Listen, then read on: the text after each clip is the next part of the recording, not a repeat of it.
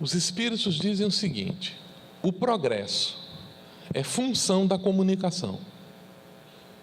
É função da comunicação, porque o espírito, ele precisa comunicar-se com o meio, com o universo em que ele vive, para aprender a lei divina, e ele precisa comunicar-se com outros sujeitos para despertar novos referenciais. E isso coloca de novo a comunicação numa posição de destaque, porque a comunicação é o fundamento do progresso. Percebem como isso coloca a visão da gente sobre comunicação num patamar diferente? Por quê? Porque agora nós precisamos pensar um pouco. Peraí, então, qual é mesmo a função da comunicação para o espírito? Ele é o instrumento de progresso do espírito.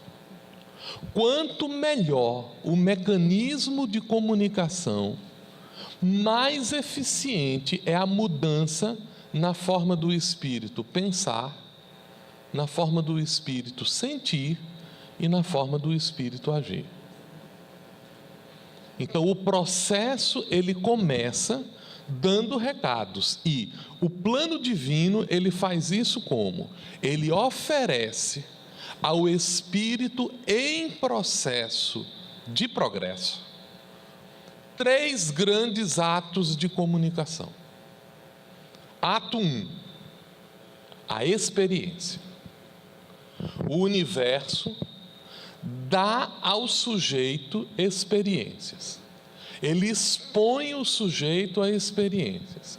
E o que acontece quando o sujeito experimenta o universo? Ele compreende como o universo funciona. Com coisas simples. O que acontece se eu soltar isso? Como é que vocês sabem disso? Antes da gente descobrir a lei da gravidade, as coisas caíam. Então não foi a lei de gravidade que explicou isso para a gente. O que explicou para a gente que as coisas caem?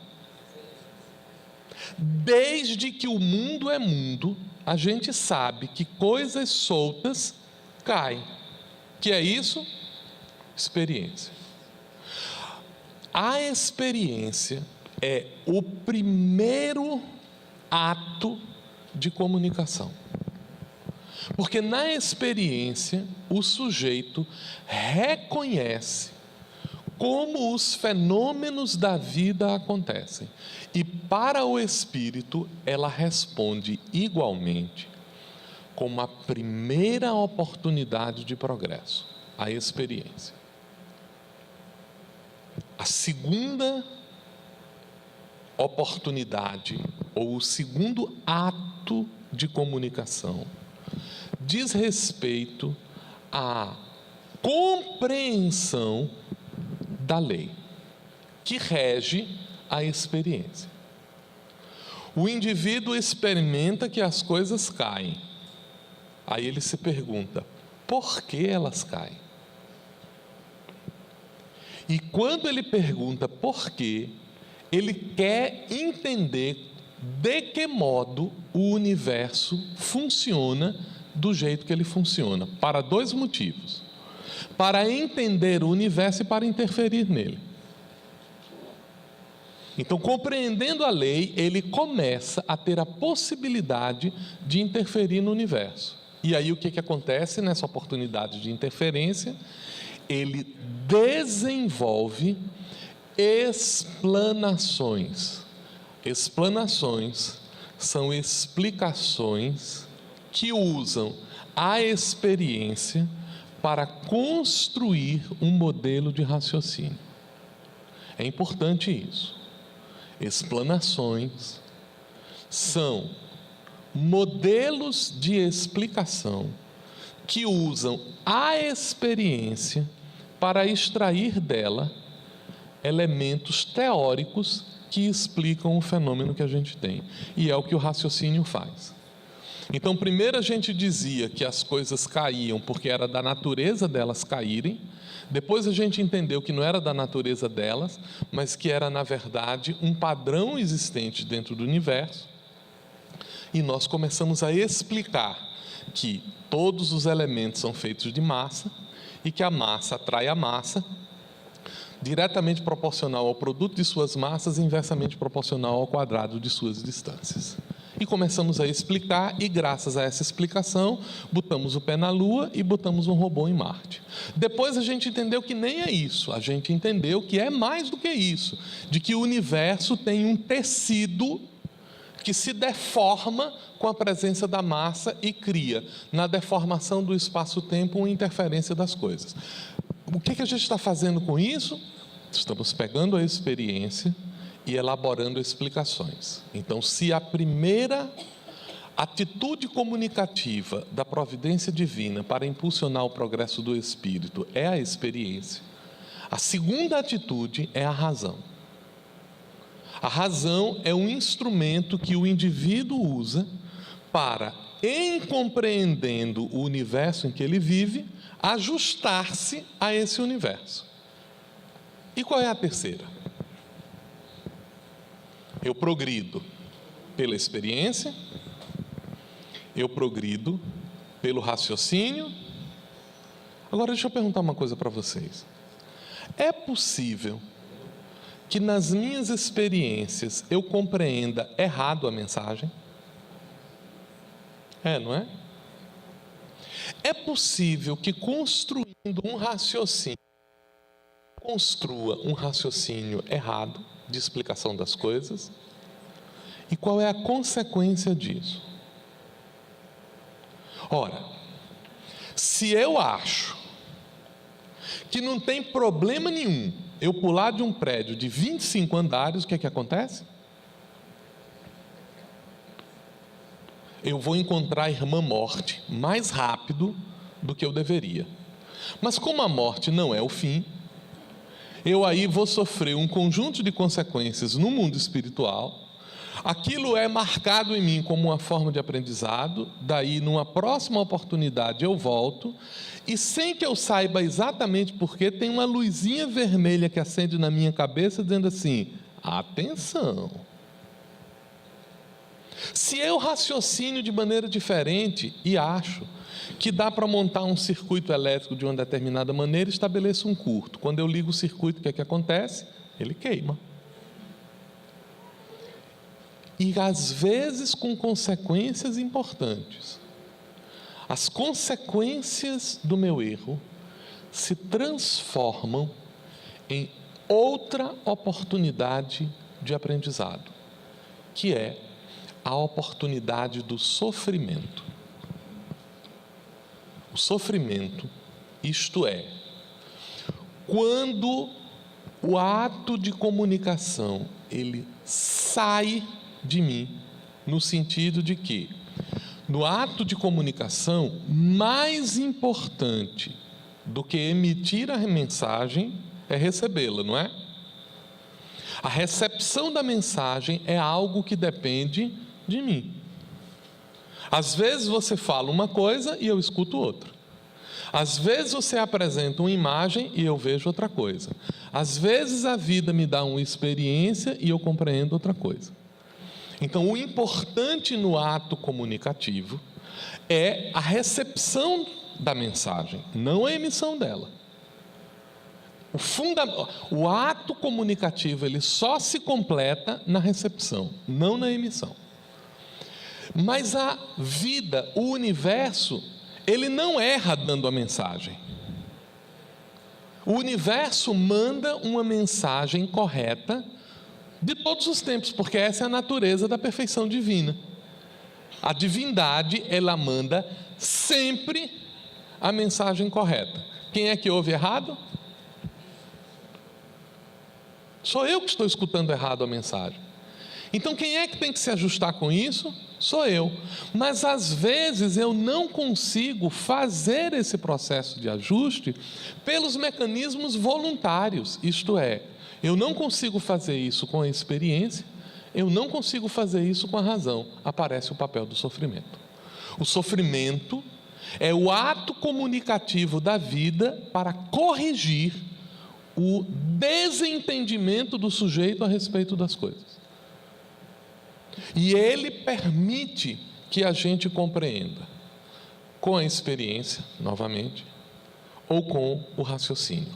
Com o raciocínio, eu estou situando duas dimensões: a dimensão cognitiva, que é a capacidade de manipulação simbólica, e os elementos afetivos, que é a capacidade de manipulação simbólica de sentimentos, de emoções. Mas ambos estão no plano do raciocínio, porque eles respondem pela representação que o indivíduo tem do universo em que ele está vivendo. Então, a gente está apenas didaticamente situando essas questões, para dizer o que é o fundamento da nossa tese, quando a gente está enfatizando a questão da comunicação. A comunicação não é um elemento de fenômeno social. A comunicação é um fenômeno da natureza. É importante a gente enquadrar isso, porque às vezes a gente quer, no processo da comunicação, impor uma noção direcionada subjetiva. Não, a comunicação acontece como eu quero. Não, senhor. A comunicação, ela acontece segundo a estrutura e a lei que vige no universo inteiro. E isso tem um impacto profundo em todas as nossas atitudes. Todos os nossos atos, que são atos de comunicação, porque mesmo quando eu estou sozinho no meu quarto, no escuro, falando comigo, eu estou utilizando princípios de comunicação. Eu estava tendo uma aula na faculdade e a professora estava explicando o modelo de comunicação e dizendo que a comunicação é sempre um fato que acontece entre duas pessoas. Eu digo: professora, eu queria contrapor isso. Ela disse: como assim? Eu digo: olha, desde que eu tenho 14 anos de idade, isso faz um tempo danado, menos do que Edivaldo, mas faz um tempo danado, eu criei um hábito que era assim: aos 14 anos eu tinha muita dificuldade de entender os adultos falando comigo, porque eu achava que eles não conseguiam entender como eu pensava, e como eu não conseguia expressar para eles, tinha uma barreira de comunicação que, em geral, eu ficava calado e fazia de conta que perdia aquele negócio e ia entendendo. Mas eu fiquei incomodado com aquilo e fiquei com medo. Eu acho que eu fui um adolescente que tive medo de crescer. E o medo, sabe o que era? Era de me tornar um adulto e não conseguir mais conversar como eu achava que eu conseguia conversar com os meus colegas. E sabe qual era o meu receio? Os meus filhos. Digo assim: quando eu for adulto e os meus filhos estiverem na idade da juventude, eu não vou conseguir falar com eles, porque eu vou pensar como um adulto, eu vou falar como um adulto, eu vou sentir como um adulto, e ele está falando e sentindo como eu hoje. Aí eu tive uma ideia maravilhosa. Eu comecei a escrever cartas para mim. As cartas do menino de 14 anos para o pai no futuro. E eu dava instruções para mim, como eu deveria me comportar com relação aos meus filhos. Olha, preste atenção que quando acontecer essa situação assim, assim, assim, você tem que lembrar disso, disso, disso, disso, disso. Oh! Já encontrei uma segunda louca na existência. Pronto, Edinho, olha, já somos 2 exemplares. A professora olhou para mim e disse assim: mas você não sabia qual era a mensagem? Eu digo: eu sabia lá. Mas hoje, quando eu leio as minhas cartas, eu descubro coisas extraordinárias que o tempo foi amoldando de maneira diferente. Isso permite uma visão de tempo importante, para dizer que o ato de comunicação, ele está presente mesmo quando eu penso. Emmanuel, num livrinho chamado Pensamento e Vida, abre o primeiro capítulo sobre a mente, com o título O Espelho da Vida. E ele começa a fazer uma descrição que é muitíssimo interessante. Figuremos a mente como um espelho, aonde o coração responde pela face e a mente, ou o cérebro, o raciocínio, responde pelo centro de suas ondulações. Vamos analisar um pouquinho essa imagem que o benfeitor faz. Um espelho. O que o espelho tem que ter de propriedade para ele ser um bom espelho?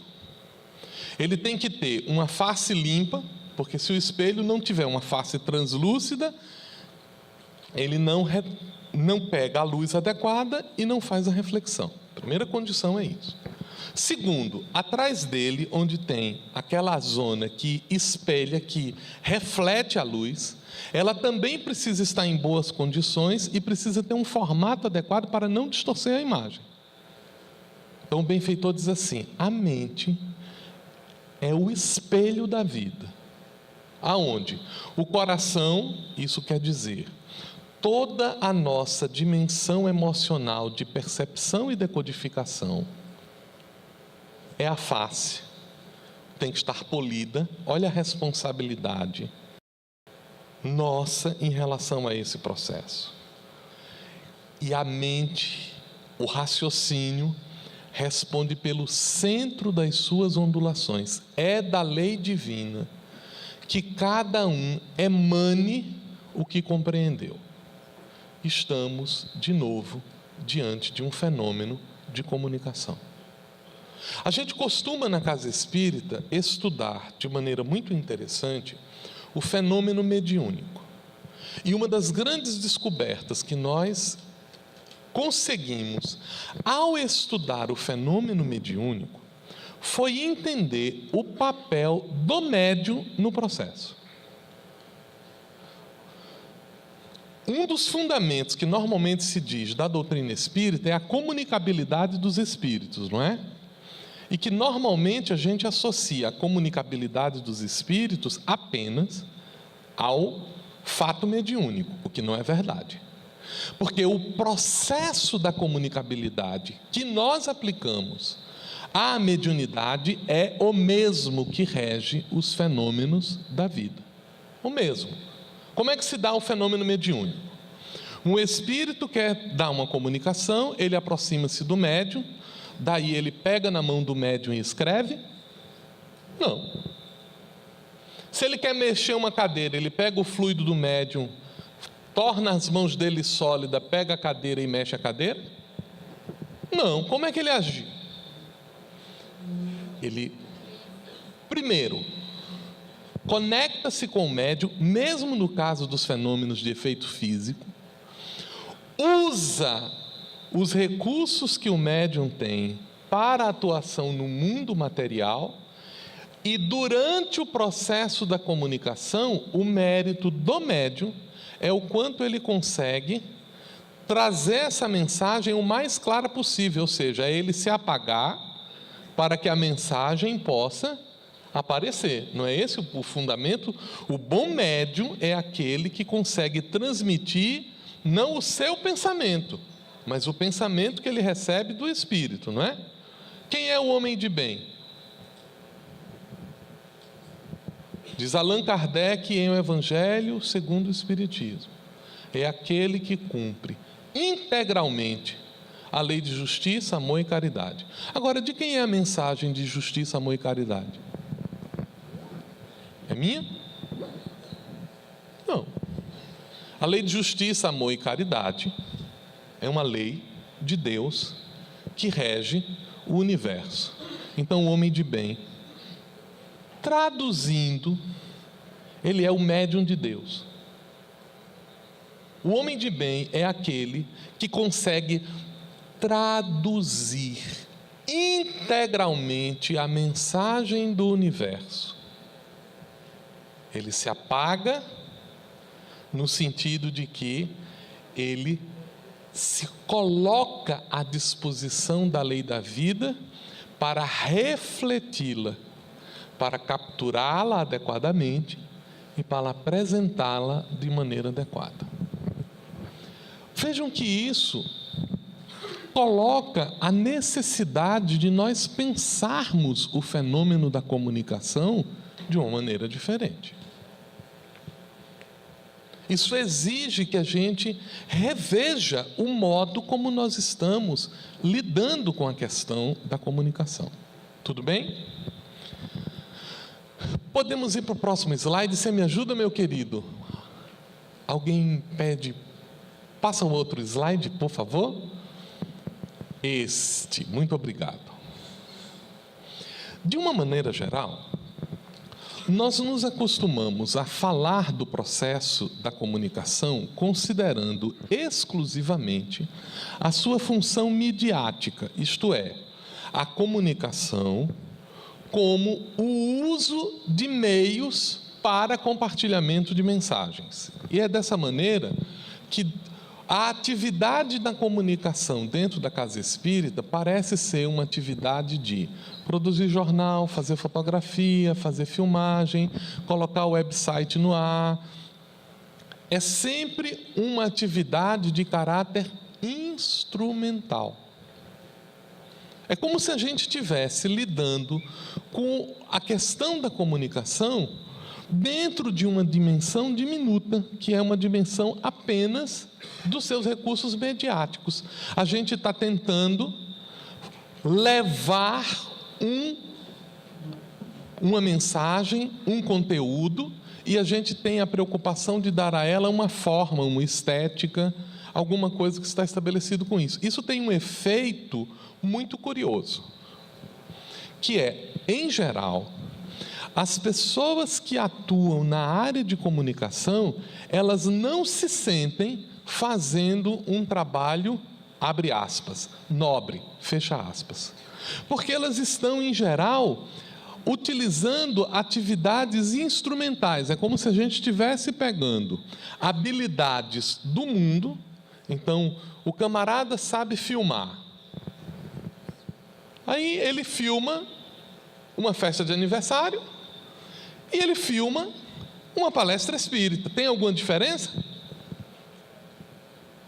O sujeito sabe fazer um cartaz, ele tem habilidade de desenho, então ele produz cartazes de propaganda e ele produz os chamamentos da questão da palestra espírita. Parece a mesma coisa. É como se a gente raciocinasse que a atividade de comunicação é a aplicação de uma habilidade a atividades do movimento espírita, o que está incorreto. Porque quando a gente está fazendo isso, nós estamos de novo nos limitando a uma visão do processo comunicativo que desconhece ou ignora os fundamentos da comunicação como fenômeno natural à luz da doutrina espírita. Quando nós entendemos a comunicação à luz da doutrina espírita, sabemos que ela é um instrumento do progresso. Então, aplicar habilidades de comunicação às atividades sem uma preocupação com a promoção do progresso intelectual, afetivo, espiritual do indivíduo, é um ato incompleto de comunicação.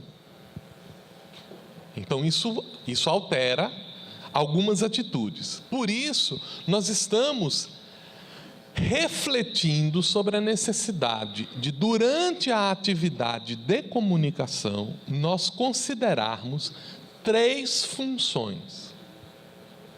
A primeira função é uma função evangelizadora, que não é proselitista.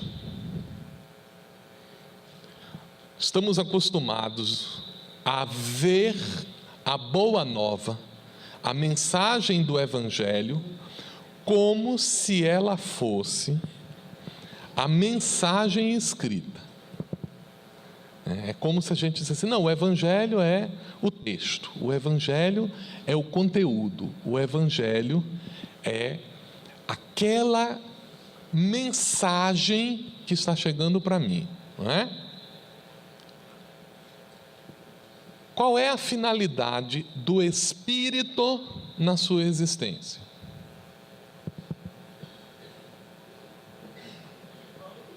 Evoluir. Mas evoluir até onde? Até a perfeição. Alguém sabe como é a perfeição? Eu sei. Olha a pretensão. Eu sei. Sabe como é que eu sei como é a perfeição? Porque eu vi um modelo. Eu vi um modelo de perfeição. E este modelo de perfeição é o que me dá o referencial de como é esse processo de progresso. Qual o tipo mais perfeito que Deus ofereceu ao homem para lhe servir? De modelo. 2, de guia. Vamos analisar o texto. O que é um modelo? O modelo é uma referência. O modelo é aquilo que a gente, ao conhecer, você consegue representar as suas intenções. Modelar é conceber parâmetros referenciais e organizá-los integralmente. Então nós temos um modelo, Jesus, que é um guia, é uma medida, é uma direção. Jesus, guia e modelo. Então, gente, Jesus é o Evangelho. O que torna Jesus o Espírito distinto? É pelo que ele falou? Não.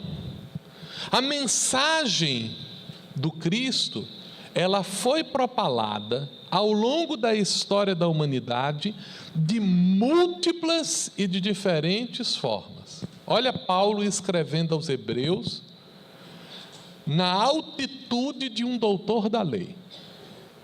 A carta de Paulo aos Hebreus, nós vamos encontrar não aquele companheiro com minúcias, nós vamos encontrar aquele companheiro que viu como é que as coisas estão funcionando. Ele diz assim: Deus falou ao homem de múltiplas e diferentes formas. Isso é a lei. Em Jesus, ele falou de uma maneira. Ele deu a mensagem definitiva. Defendendo a posição de Jesus de sumo sacerdote, ele disse: os nossos antigos fazem rituais e ablações de diferentes formas e repetitivas que são ineficientes. Mas em Jesus o sacrifício é único, porque é eficiente, modelo. E qual é o sacrifício? É o de falar? É o de pregar? Não, é o de viver. E isso é um modelo que coloca para a gente uma posição diferente.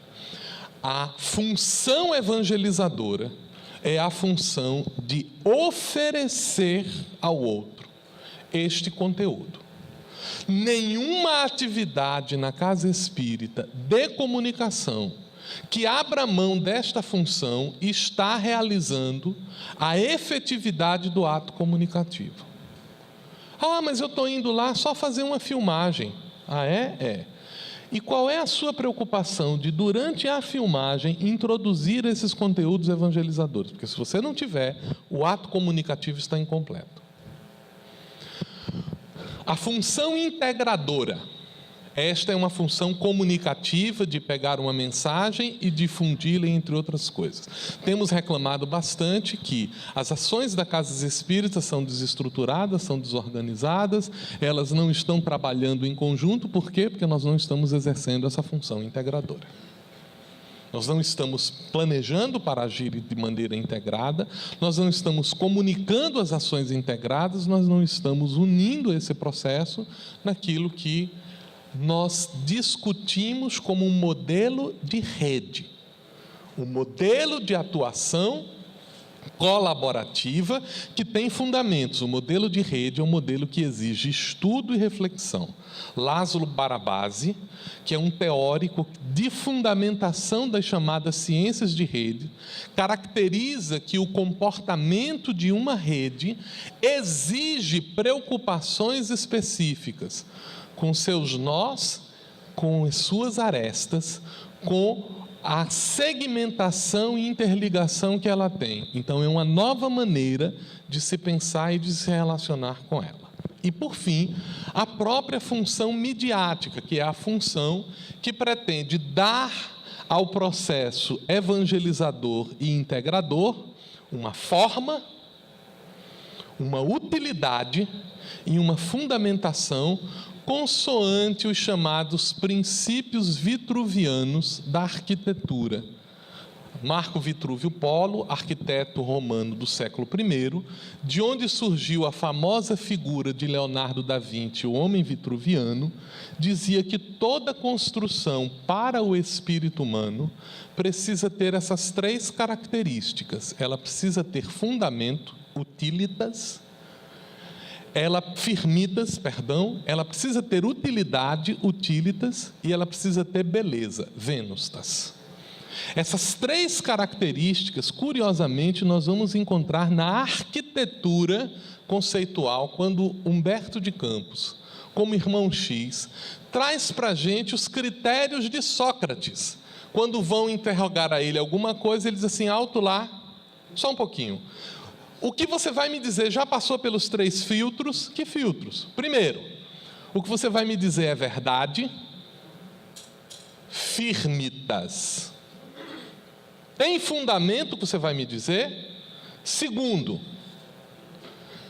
utilitas. Tem utilidade o que você vai me dizer? Terceiro, venustas. É bom o que você vai me dizer? É belo o que você vai me dizer? Se não passou por esses 3 critérios, aguarde. O ato comunicativo na casa espírita precisa, em sua dimensão midiática, considerar forma, fundamentação e estética. São 3 considerações que não podem estar fora dos nossos elementos. Nós vamos precisar fazer uma pausa na oficina agora.